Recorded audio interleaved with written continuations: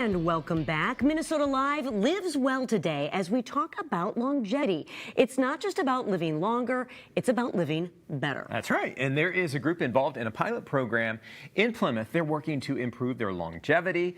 Dr. Oscar Nevermann is a physical therapist. He created this program. He's joining us now. Dr. Nevermann, we are so glad that you're here today. Thank you. This is something I think everybody wants to hear more about. It's like the secret to the fountain of youth, right? Living longer and longevity. Okay, so tell us about what you're doing. So we ended up bringing in 8 participants into a study. We are meeting with them for 90 minutes a day, 5 days a week for 6 weeks. So it's quite time intensive. So you're getting to know these people over a 90-minute period. And what are the questions that you're talking to them about? So we basically broke down longevity into 6 pillars. We're working on movement, we're working on sleep, nutrition, breath. We got social aspect, and then we got mindset for the 6th one. So we're educating them for about 20 to 30 minutes a day, and then we go over to a 40-minute movement session with me. Okay, so tell us a little bit about your passion for healthy living and some of these pillars, and then also how you wound up in Plymouth. So my passion, I think, comes from this simple belief that I believe that everyone deserves the right to stay active and capable and independent for as long as they can. I'm from Sweden originally, and my parents are still home, and they're not getting any younger. And my long-term goal is to bring my family, who's with us here today, home to Sweden at some point in my life. And I want to make sure that my parents can live their best life to the point where I can bring home grandchildren to them, and they can play with them on the ground.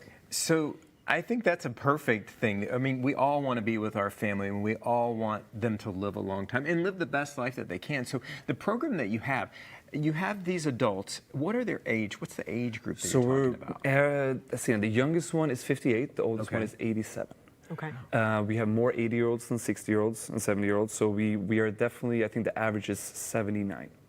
And what do you think the biggest misconception is before entering this program? You mentioned those pillars, and they all sound very simple and obvious. Knowing them is one thing, but probably putting them into action is another. That's what we've noticed. It's we all tend to know what to do, but having the accountability to do them, that's the hard part.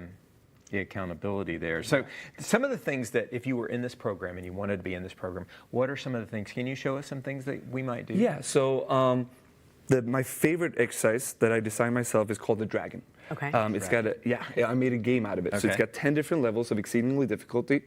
Let's see if you guys can pass level 5. Okay. I would have right level 1, I think, maybe, but let's just, okay, so you're going to make us do this too, right? Yeah. Okay. So it works on mobility, balance, and strength at the same time. So we're going to start with a single leg stance like this. Okay. And then you're going to go into a single leg RDL, a Romanian deadlift. And you're going to try to keep the same distance between the ground and your head and the ground and your back foot. All right. This kind of reminds me of like a yoga pose, like dancer. Is that what it is? Yeah, I think it's dancer. Okay. Then you're going to come up, and you're going to bring that the same knee that you had in the air. You're going to bring that as high as you can up in the sky, and then you're going to get up on your toe for a split second. Okay. Now you on my what? On my toe? On your toe. Oh gosh. I don't think I can do that in heels, but now you are allowed to jump around. That's part of the exercise as well. Okay. But it's all about how you can react to losing your center of mass outside of your base of support.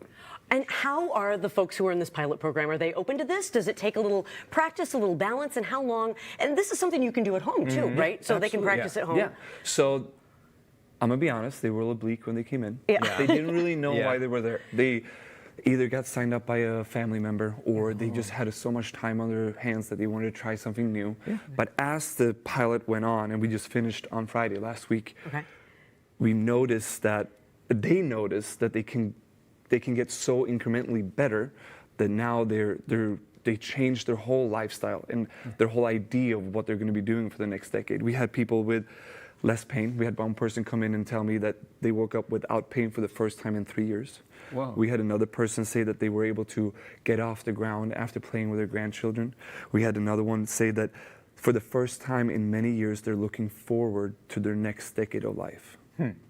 So that's a big difference. What are some things like we can do at home if we're not involved in the pilot program, but you can just do at home on your own? So the Dragon, which you showed us. I'm going to be. So there's 5 things that I would say you could do every day to try and get better, but then I'm going to answer it differently right after. So move daily, build and keep your strength for as much as you can. Focus on cardiorespiratory fitness, which is like how well your lungs are working. Get quality sleep and socialize. Now, as we said before, it's about the accountability. If you can do just one thing, I would say find an accountability partner, whether that's a spouse or a friend or these websites you can sign up where they donate your money that you give them to a charity you don't like if you don't follow through. But a personal trainer works for this too. Schedule it like an appointment. This is not negotiable. Like marketing systems today, they always want to try to push pills and these quick fixes and gimmicks. That's not what we're about. You have to put the work in. So find a way for you to think it's fun and keep an accountability partner. I think that's really important. And then just the exercise that we did, because balance and getting up, that's just a really key part of aging, and it helps you. I read about this, just getting up off of a chair can be a challenge for some people. Yeah, that's usually what we see. So when I was in physical therapy school, we went to these clinics and we were working with retired people or seniors at senior facilities, and they usually stop moving. They move so little that sooner or later they can't get off the couch themselves. And no one thinks that it showed up because they didn't do enough. They think it's just a normal part of aging. But we know this is not true. About 70 to 90% of how you age is directly determined by how you live your life.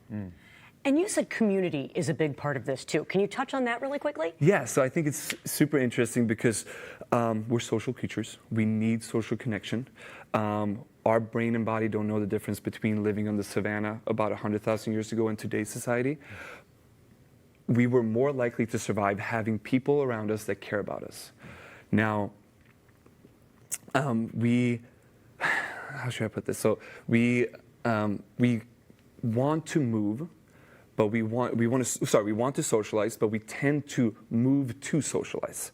Especially the older generation, we go out and have a walk with someone. We go golfing with someone. We have to travel to go play cards with someone. Now, my generation, we're struggling with this because we're socializing online. We don't need to move to socialize anymore.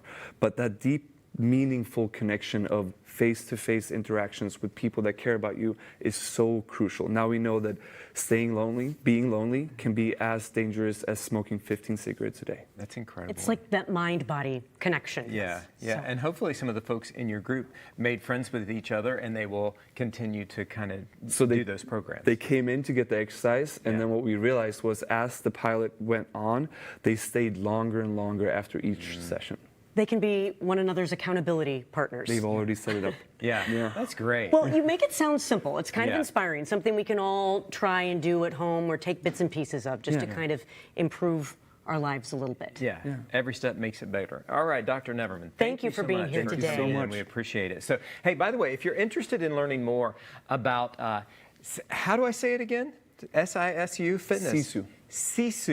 Sisu Fitness. Okay, we've posted a link at minnesotalive.com.